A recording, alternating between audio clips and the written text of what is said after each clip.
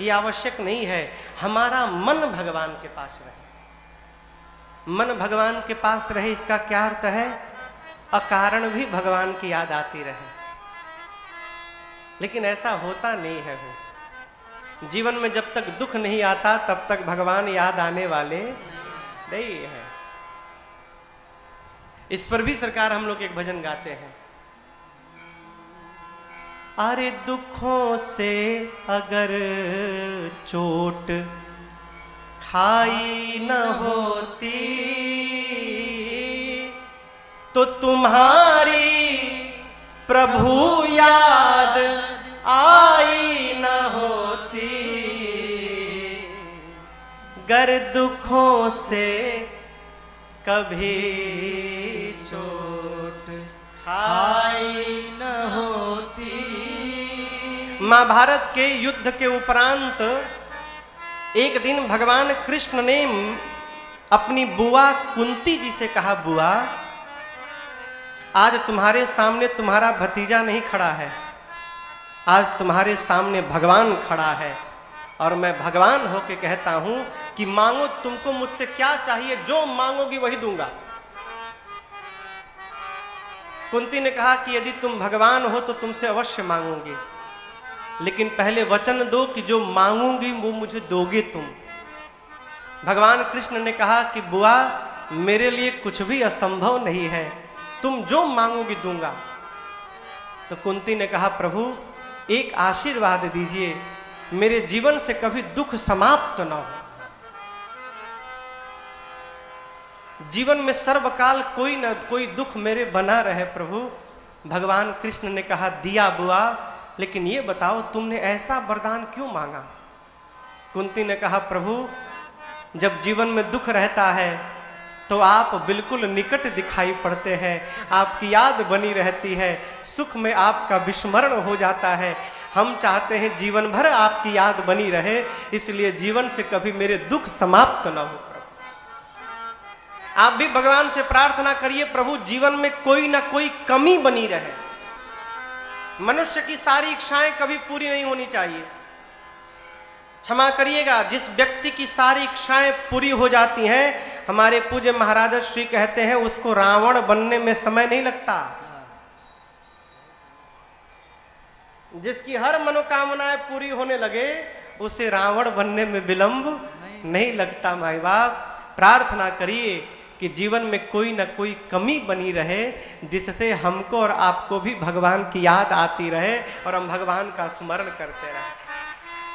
ये है शरणागति। वाल्मीकि जी से राम जी ने प्रश्न किया, मुनिवर मैं कहाँ रहूं? वाल्मीकि जी मुस्कुराए, कहे प्रभु अद्भुत प्रश्न करते हैं आप पूछ रहे हैं कि मैं कहाँ रहूं, मैं आपसे प्रश्न करता हूं, आप कहाँ नहीं है? पूछे हूं मोही कि रहूं कहाँ, मैं पूछत सकुचा, जहाँ न हो तहाँ देहु कहीं, फिर तुम ही दिखाओ। आप पूछते हैं कि मैं कहाँ रहूं, मैं पूछ रहा हूं आप कहाँ नहीं हैं। पहले वो स्थान बताइए, फिर मैं आपके रहने के लिए स्थान बताता हूं। वाल्मीकि जी की बात को सुनकर प्रभु मुस्कुराए। वाल्मीकि जी कहे, प्रभु मैं तो विनोद कर रहा था आपके साथ, आपने रहने के लिए स्थान पूछा, मैं आपको 14 स्थान बताता हूं। कितने स्थान? 14 स्थान। इन 14 स्थानों में प्रभु आपका जहां मन करे आप जाकर वहां रहिए। आपको पता है वो 14 स्थान कहां कहां है? निर्वाणा में भी है। आपको पता है कहां है? निर्वाणा में। आपके घर में है। आपको पता था आज तक ये कि हमारे घर में भगवान का स्थान है? दर्शन करिए। 14 स्थान में से सबसे पहला स्थान बाबा वाल्मीकि जी राम जी को कहते हैं आप जाकर प्रभु वहां रहिए। कहां? जिनके श्रवणा समुद्र समाना, जिनके श्रवण समुद्र समाना। कथा तुम्हारे सुभग सरिनाना, कथा तुम्हारी सुभग सरिनाना। भरहि निरंतर हो ही न पूरे, भरहि निरंतर हो ही न पूरे। तिनके तुम कहूँ गृह रे, तिनके तुम कहूँ गृह रे,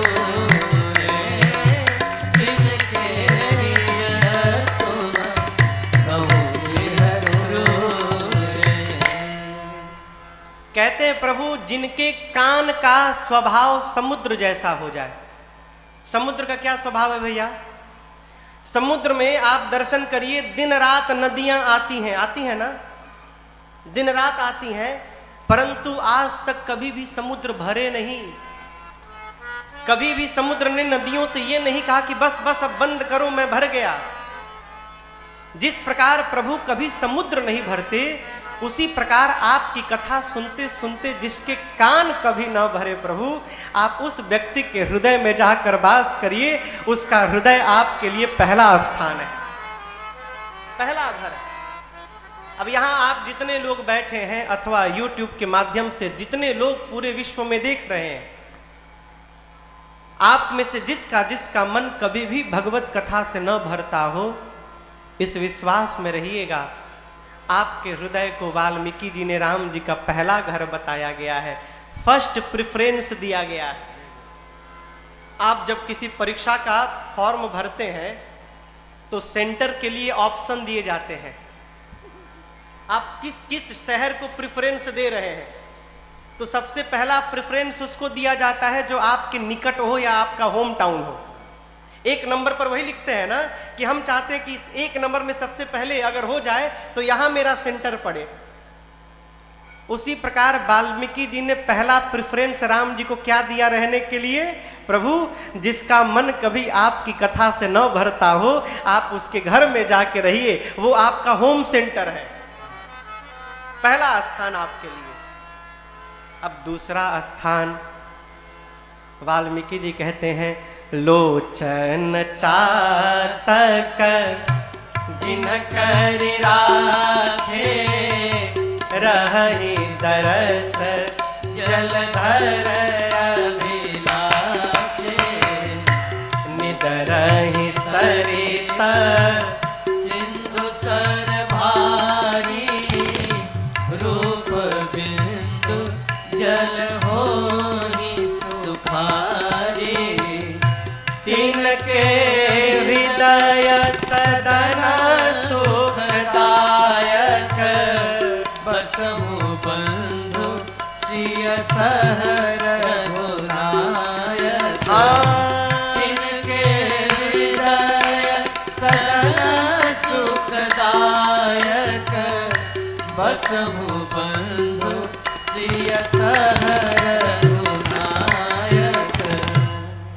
दूसरा घर बताया प्रभु, जिस प्रकार चातक पक्षी दिन रात स्वाति नक्षत्र के बूंद के लिए उसकी आंखें दिन रात बादल की ओर ही देखती रहती हैं कि कब बादल स्वाति के बूंद को गिराएंगे और वो उसका पान करेगा, उसी प्रकार प्रभु जिस मनुष्य की आंखें दिन रात आपको देखने के लिए बेचैन रहती हों, प्रभु आप उसके हृदय में जाके रहिए, लेकिन अकेले मत रहिए। उस व्यक्ति के हृदय में आप लक्ष्मण जी और सीता जी के साथ जाके रहिए।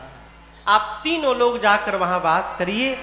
आपके लिए उस व्यक्ति का हृदय दूसरा स्थान है। कान हो गया, आंख, अब तीसरा स्थान, तीसरा नंबर जिह्वा का है। कहते हैं प्रभु, जश तुम्हार मानस विमल, हंसिनी जेहा जासु ताहल गुण गण छुनई राम बसहु हियतास। वाल्मीकि जी कहते हैं प्रभु मान सरोवर में हंस मिलते हैं और वो हंस दिन रात मान सरोवर में से मोती चुनते हैं। आपकी कथा रूपी सरोवर में से ये जो कथा चल रही है, इस कथा रूपी सरोवर में जिस मनुष्य की जिह्वा हंसनी बनके और आपके नाम आपके गुण रूपी मोती का चयन करती रहे, आप उसके हृदय में जाके रहिए, उसका हृदय आपके लिए तीसरा घर है।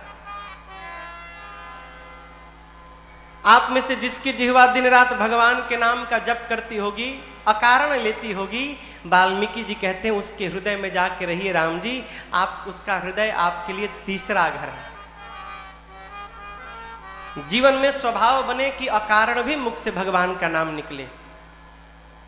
आज दोपहर में एक बाबूजी आए थे, कहां बैठे हैं बाबूजी? सामने बैठे हैं। दोपहर में आए थे निवास में, बोले महाराज जी मुख में दांत नहीं है मेरे एक भी, लेकिन मैं आपको एक भजन सुनाना चाहता हूं। हमने कहा सुनाइए बाबूजी। बहुत दिव्य भजन गाया बाबूजी ने, और इनकी स्वयं की लिखी रचना थी वो, तो भजन तो मुझे याद नहीं है, लेकिन उसके पहले उन्होंने जो मुक्तक गाया वो मैं आपको सुनाता हूं। राम नाम की लूट है, यही था ना? लूट सके तो लूट, क्यों लूट ले अभी, नहीं तो अंत समय पछताएगा, जब प्राण जाएंगे छूट। अब कब प्राण छूटना है यही नहीं पता। आपको एक बात बताऊं, एक आदमी गया अपने गुरुजी के पास, सरकार आप ही गुरुजी हम लोग, एक आदमी आया अपने गुरुजी के पास, प्रणाम किया, कहा गुरुजी तंग आ गया हूं पत्नी से। गुरुजी बोले क्यों? बोला गुरुजी जब देखती है कहती है भजन करो भजन करो, जब दिखाई ना पड़ूं देखते बोलती है भजन करो। अब मैं भजन करूंगा तो व्यापार कौन करेगा? तो मैंने उससे कहा है कि गुरुजी जिस टाइम बोलेंगे उसी टाइम करूंगा, दिन भर नहीं करूंगा। तो तैयार हो गई है गुरुजी। मैं आपसे पूछने आया हूं कि 24 घंटे में ऐसा कोई एक टाइम बताओ कि 24 घंटे में एक बार करूं तो 24 घंटे का काम समाप्त। गुरुजी बोले इधर आ तू 24 घंटे की पूछ रहा है, मैं तो तुझे ऐसा टाइम बता दूंगा कि जीवन में एक बार करेगा जीवन भर का काम पूरा। बोला क्या बोलते हैं गुरुजी? सत्य बोलता हूं। चेला बोला ऐसा हो सकता है? गुरुजी बोले बिल्कुल हो सकता है। जीवन में केवल एक बार भजन कर लोगे तो जीवन भर करने की आवश्यकता नहीं है। तो बोला गुरुजी 24 घंटे वाला कैंसिल करिए, लाइफ टाइम वाला बताइए, जीवन में केवल एक बार करना हो बस। बोले सुन, मरने के 2 मिनट पहले शुरू हो जाना। क्या बोले गुरुजी? जीवन भर भजन मत करना, लेकिन मरने के 2 मिनट पहले भजन प्रारंभ कर देना। बोला गुरुजी ये कैसे पता चलेगा कि अब मरना है? गुरुजी बोले बेटा यही तो बात है, कब प्राण निकल जाएंगे पता नहीं, इसलिए बुद्धिमान व्यक्ति को जीवन के हर क्षण को अपना आखिरी क्षण समझ के और भजन में ही रहना चाहिए। यही सिद्धांत है। कितना भी रचना बना लीजिए आप, सब रचना धरी की धरी रह जाएगी माई बाप।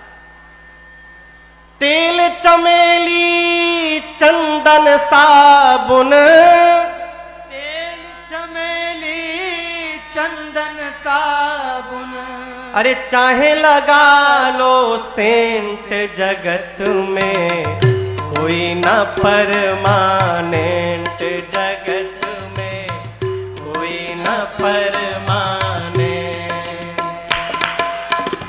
तेल चमेली चंदन साबुन, तेल चमेली चंदन साबुन, चाहे लगा लो सेंट, जगत में कोई ना परमानेंट, जगत में कोई ना परमानेंट।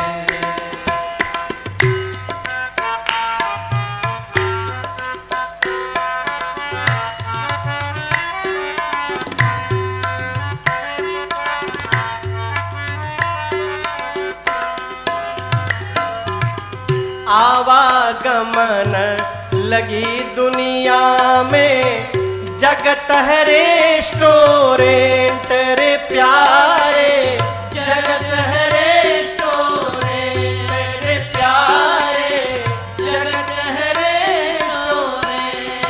कोई आया कोई गया, आवागमन लगी दुनिया में, जगत है रेस्टोरेंट रे प्यारे, जगत है रेस्टोरेंट रे प्यारे, जगत है रेस्टोरेंट। अंत समय में उड़ जाएंगे, अंत समय में उड़ जाएंगे तेरे तंबू टेंट, जगत में कोई न परमानेंट, जगत में कोई न परमानेंट। अंत समय में उड़ जाएंगे, अंत समय में उड़ जाएंगे तेरे तंबू टेंट, जगत में कोई न परमानेंट, जगत में कोई न परमानेंट।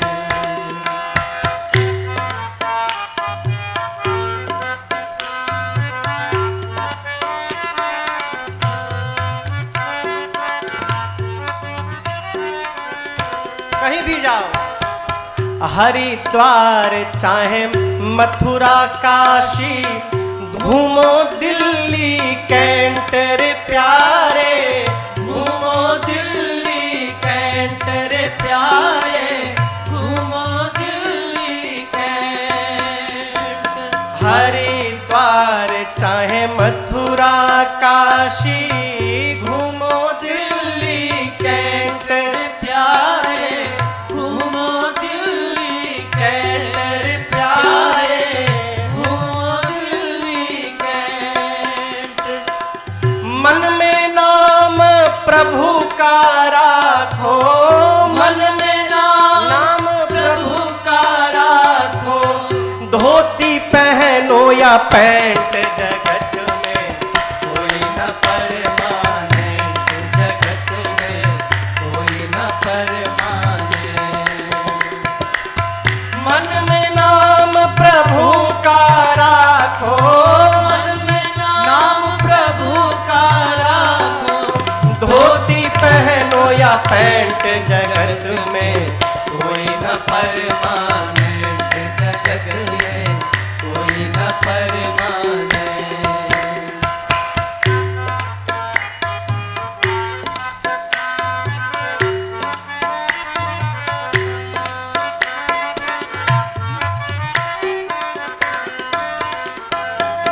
राष्ट्रपति या जर्नल कर्नल, चाहे हो लेफ्टिनेंट रे प्यारे,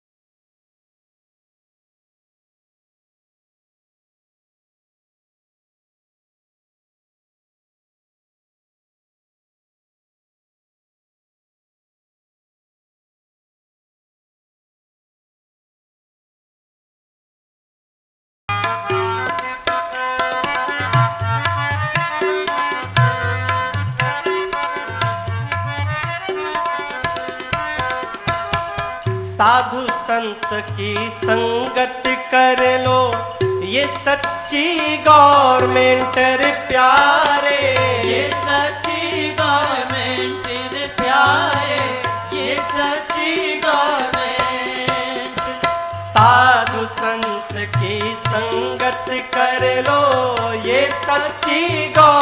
गवर्नमेंट रे प्यारे, ये सच्ची गवर्नमेंट रे प्यारे, ये सच्ची गवर्नमेंट। लाल सिंह कहे इस दफ्तर से, लाल सिंह कहे इस दफ्तर से मत होना एब्सेंट। जगत में कोई न परमानेंट, जगत में कोई न परमानेंट, जगत में तेल चमेली चंदन साबुन, तेल चमेली चंदन साबुन, चाहे लगा लो सेंट। जगत में कोई न परमानेंट, जगत में कोई न परमानेंट, जगत में कोई न परमानेंट, जगत में कोई न परमानेंट।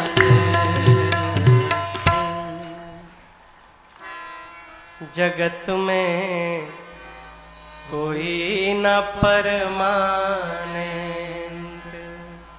वाल्मीकि जी तीसरे स्थान में कहते हैं, प्रभु जिस मनुष्य की जिह्वा आपके नाम का गुणगान करती हो, आपकी कथा में से आपके गुण रूपी मोती का चयन करती हो, आप उसके हृदय में रहिए। उसका हृदय आपके लिए तीसरा घर। पहला घर जो कान से कथा श्रवण करे, दूसरा घर जो आंखों से भगवान का दर्शन करे, तीसरा घर जो जिह्वा से भगवान के नाम का गुणगान करे। अब चौथे घर से व्यवहार प्रारंभ भया। वाल्मीकि जी कहते हैं, प्रभु जो सुगंध पहले आपको अर्पित करे, उसके बाद अपने धारण करे। सुगंध लगाते हैं ना आप लोग, सेंट, इत्र, परफ्यूम, पहले भगवान को चढ़ाया जाए। रुई में लगाकर, कॉटन आता है ना, कॉटन, रुई में सेंट लगा के, परफ्यूम लगा के और ठाकुर जी के पास रख दीजिए। भगवान दिन भर उसे सूंघते रहेंगे। ठाकुर जी को सुगंध अर्पित करके अपने लगाए। घर में वस्त्र आभूषण आवे तो पहले भगवान को पहनावे और प्रसाद बनाकर फिर स्वयं धारण करे। इसके बाद तुम ही निवेदित भोजन करहि। घर में भोजन बने तो पहले ठाकुर जी की थाल सज के उनको भोग लगाया जाए। आप लोग भोग लगाते हैं भगवान को, क्या लगाते हैं? हाँ, जो घर में जो बनता है वही लगाते हैं ना। कटिंग काजू और मिश्री नहीं लगाते हैं ना। हाँ, मिश्री और काजू से भोग बचाइए भगवान को। कई लोग कटिंग काजू खरीद के आते। कटिंग काजू समझते हैं ना, वो काजू काट काट के जो टुकड़ा है, जो काजू सड़ जाता है उसको दुकान वाले लोग काट काट के बेचते हैं, कटिंग काजू। और मिश्री, भगवान के लिए जो घर में भोजन बने, भगवान के लिए पहले थाली निकले और बड़ी श्रद्धा के साथ भगवान को भोग लगाइए। भगवान भोग लगा ले, फिर प्रसाद मानकर पूरा परिवार उसका पान करे। अभी आज कोई भाई साहब हमसे पूछ रहे थे, महाराज जी एक ही प्रसाद कई जगह चढ़ा सकते हैं ना? मैंने एक किलो मिठाई खरीदे और उसी को पहले गैबी साहब को भोग लगाए, उसी डब्बा को फिर शंकर जी को भोग लगाए, उसी डब्बा से कन्हैया को भोग लगाए। अच्छा, आपकी थाली को पूरे घर भर को खिलाया जा सकता है? जब आपकी थाली में केवल आप खाते हैं तो एक ही मिठाई में सारे भगवान पालेंगे? जितनी ठाकुर द्वारी है उतनी मिठाई नहीं चलिए। ये नहीं, भगवान नहीं कर, देखिए भगवान क्वांटिटी नहीं पाते, भगवान तो उसका भाव पाते हैं। किसी ने पूछा, महाराज भगवान के सामने 4 रोटी रखो, भोग लगने के बाद वो 4 ही दिखाई पड़ता है, तो भगवान तो खाते ही नहीं। खाते नहीं तो क्यों ले जाना? भाई खाए तो कम तो होना चाहिए। कहो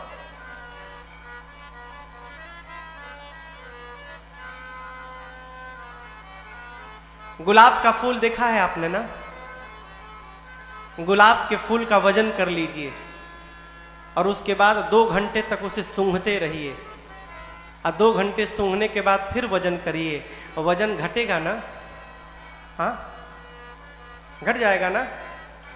कहिए, कहिए, आप लोग कहिए। नहीं घटेगा। अरे क्यों नहीं घटा भाई, 2 घंटे से उसका सुगंध निकाल रहे हैं, उसको तो घटना चाहिए ना। जिस प्रकार 2 घंटे सुगंध लेने के बाद गुलाब के वजन में कोई कमी नहीं आती, उसी प्रकार भगवान भोजन भी कर लेते हैं और सामने थाली में कोई कमी नहीं आती, भगवान उसका रसपान करते हैं। ऐसे में भी कोई अलबेले भगत हैं जो जिद पे अड़ जाते, नहीं खाना ही पड़ेगा, तो उनके लिए भगवान भी चले आते हैं। एक कथा महापुरुष सुनाते हैं, एक भोजन प्रेमी व्यक्ति थे, मैंने उनका जन्म सिद्ध अधिकार था भोजन करना। प्रातस्मरणि पूज्य राजेश्वरानंद जी महाराज इस कथा को सुनाते थे। घर में भोजन करने बैठ जाए, खाए तो बंदे न करे, घर वाले इशारा करे, थाली पटके वो सिर नीचे करके शुरू है तो उठने का नाम न ले। जब कोई आवे रोटी लेकर तो बोले दाने दाने पर लिखा है खाने वाले का नाम। तो रोटी वाला बोले तुम्हारे लिए दाना दाना नहीं है, बोला करो बोरी बोरी पर लिखा है खाने वाले का नाम। तुम दाना भर खाते हो। एक घर में गया खाने के लिए, लगा खाने, घर वाले खिलाते रहे। बोले अरे पानी भी पी लिया करो बीच में। बोला बीच आएगा तब न पीऊंगा, अभी बीच पहुंचा नहीं हूं बीच में। इतना खाता था।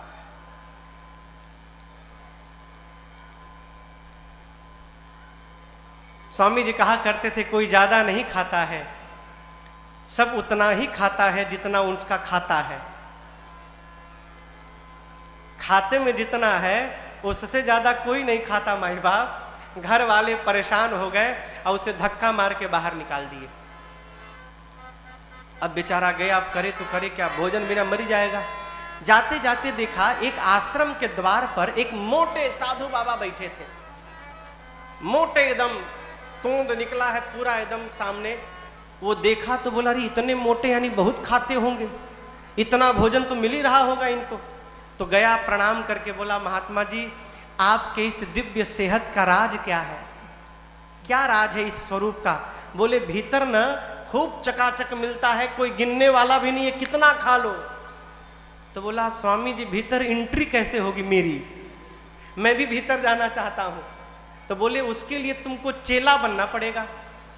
अब बोला काम, कुछ काम नहीं है, गुरुजी ऐसा माला देंगे, माला पकड़ के दिन भर राम राम जपना है। अब बेरा पर जाओ, थाली लेकर जितना पाना है उतना पाओ। बोला बस ऐसा ही जगह मैं ढूंढ रहा था, हमको तुरंत चेला बनवाइए, भोजन का टाइम हो गया है। उसको लेकर गए महात्मा जी। गुरुजी बैठे थे, बोले आओ आओ, कान में मंत्र दिए, माला झोला पकड़ाए। बोला माला बाद में जपूंगा गुरुजी, पहले भोजन का टाइम हो गया, भोजन पालू, जाओ पालू। अब लगा भोजन करने, यहां ना कोई रोटी गिनने वाला, ना कोई देखने वाला, ना कोई टोकने वाला।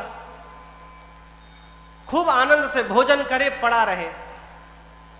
लेकिन खुशी अधिक दिनों तक नहीं गई माई बाप। एक दिन सवेरे जलपान के समय गया तो जाकर देखा कि भंडारे में कुछ बना ही नहीं है। तो पूछा भाई आज टाइम हो गया जलपान का। बोला आज एकादशी है, कुछ बनेगा नहीं आज। क्या बोल रहे हैं, सत्य में कल मिलेगा। गया गुरुजी के पास, कहा गुरुजी कह रहे एकादशी है। हाँ बेटा आज एकादशी है, भोजन गुरुजी कल द्वादशी को। बोला गुरुजी एकादशी रह जाऊंगा तो द्वादशी देखने लायक बचूंगा नहीं मैं भोजन के लिए साधु बना हूं गुरुजी, भोजन नहीं मिलेगा मैं मर जाऊंगा गुरुजी, मुझे भोजन करना है। गुरुजी बोले देखो ये तो मानेगा नहीं, मना कर दूंगा तो चोरी छिपे खा लेगा। बोले अच्छा एक काम करो, यहाँ तो बनेगा नहीं, तुम राशन ले लो और राशन लेके जाओ नदी के किनारे, बना के खा लेना तुम, लेकिन ठाकुर जी को पहले भोग लगा देना फिर खाना।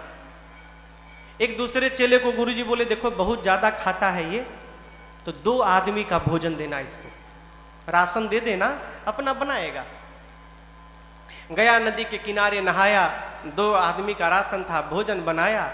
अब बनाने के बाद गुरुजी की बात याद आई कि भगवान को भोग लगाना। सामने रखा, कहा राम जी भोग लगा लीजिए फिर मैं पाऊंगा। घंटों रटता रहा, भगवान आए ही नहीं।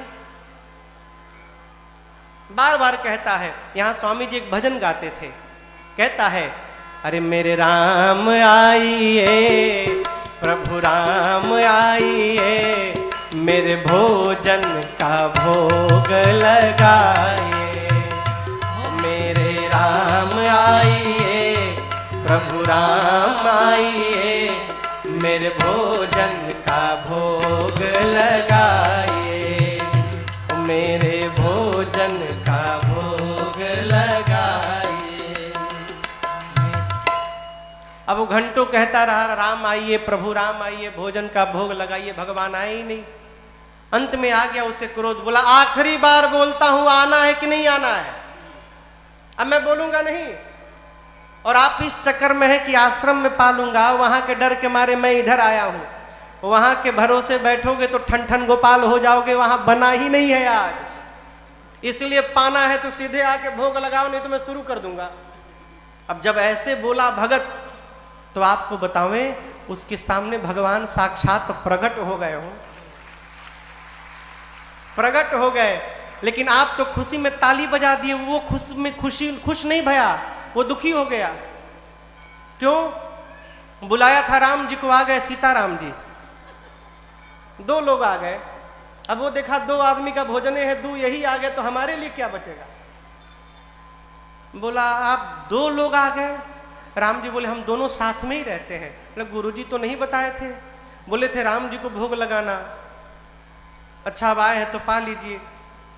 मैया और भगवान पाए, थोड़ा सा उसके लिए छोड़ दिए, बेचारा आधा पेट पाया।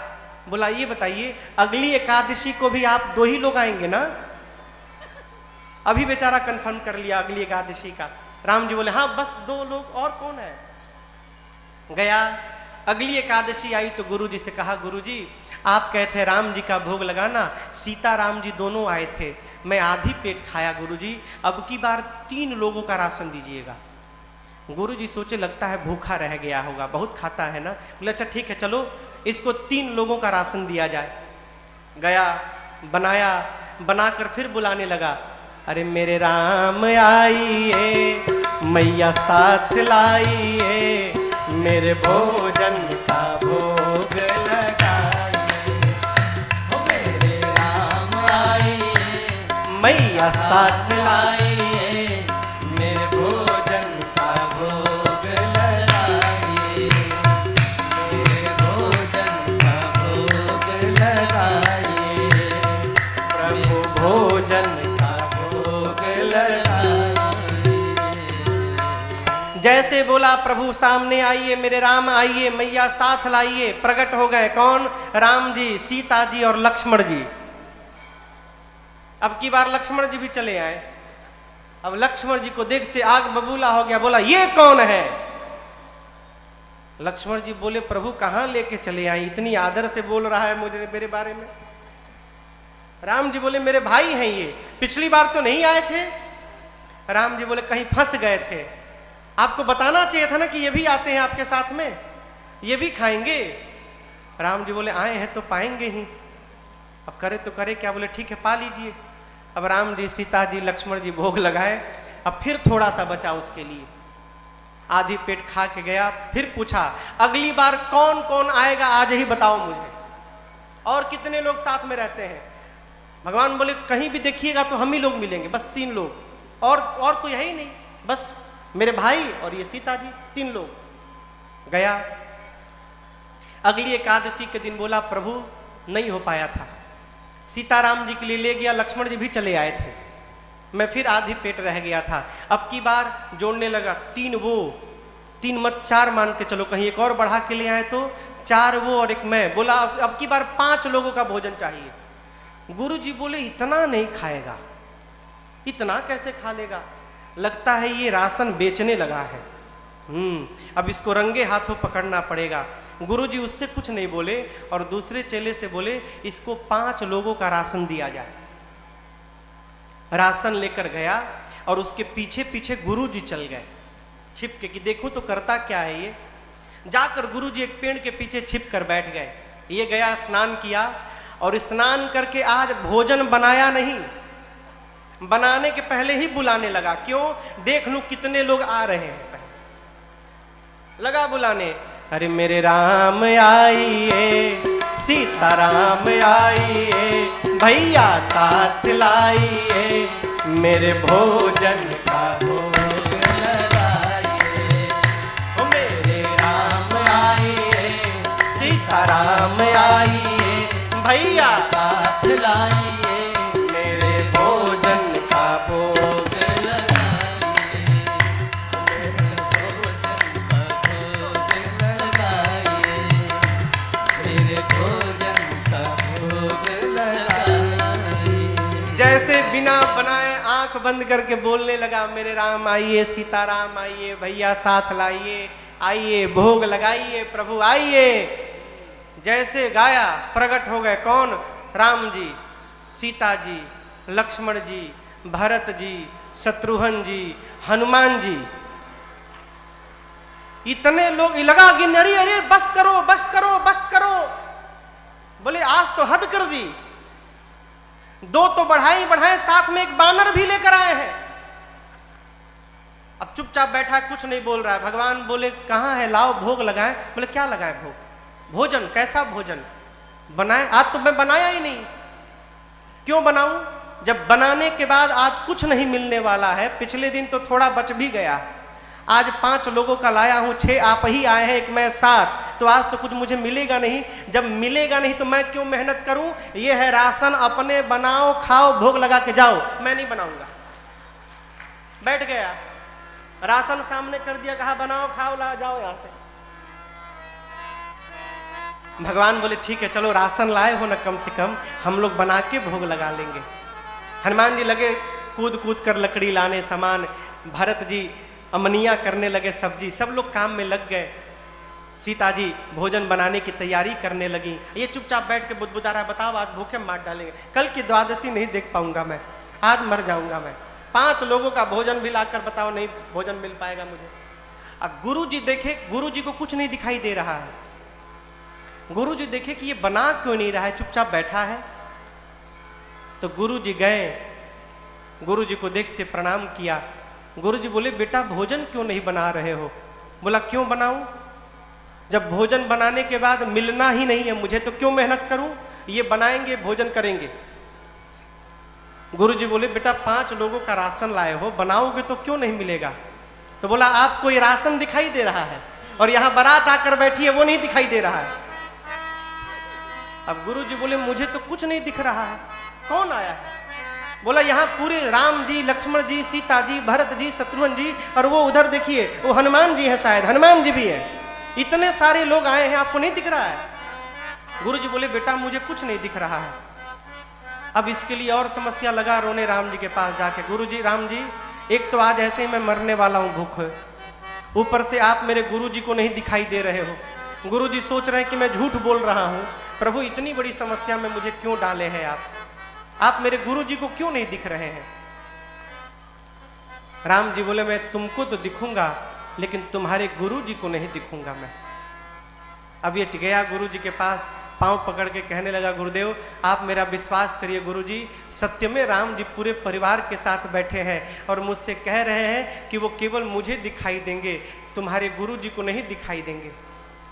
अब गुरु जी ये बात सुने तो रोने लगे और शिष्य अपने गुरु की आंखों में आंसू नहीं बर्दाश्त कर पाया हो, गया राम जी के चरणों को पकड़ के वो शिष्य रोने लगा। कहा प्रभु आप मुझे दिख रहे हैं, मेरे गुरुदेव को क्यों नहीं दिख रहे हैं? मैं तो कुछ नहीं करता हूँ, केवल नकली साधु बना हूँ प्रभु भोजन करने के लिए। मेरे गुरु जी तो कितने ज्ञानी गुरु जी हैं, आपके भजन में भी लगे रहते हैं, आप इनको क्यों नहीं दिख रहे हैं? राम जी ने कहा बेटा ये सत्य है कि तुम्हारे गुरु जी बहुत ज्ञानी हैं, लेकिन एक बात कहें, जितने सरल तुम हो उतने सरल तुम्हारे गुरु जी नहीं है, इसलिए मैं केवल तुमको दिखाई पड़ूंगा, तुम्हारे गुरु जी को नहीं दिखाई पड़ूंगा। भगवान के चरणों को पकड़ के रोने लगा वो। कहा प्रभु मेरे लिए आप एक बार गुरु जी को दर्शन दीजिए। तो भक्त के कारण भगवान ने पूरे परिवार के साथ, पंचायतन दरबार के साथ उनके गुरुदेव भगवान को भी राम जी ने दर्शन दिया और शिष्य के कारण गुरु जी को भगवान का दर्शन प्राप्त हुआ और गुरु जी भी कृतार्थ हो गए।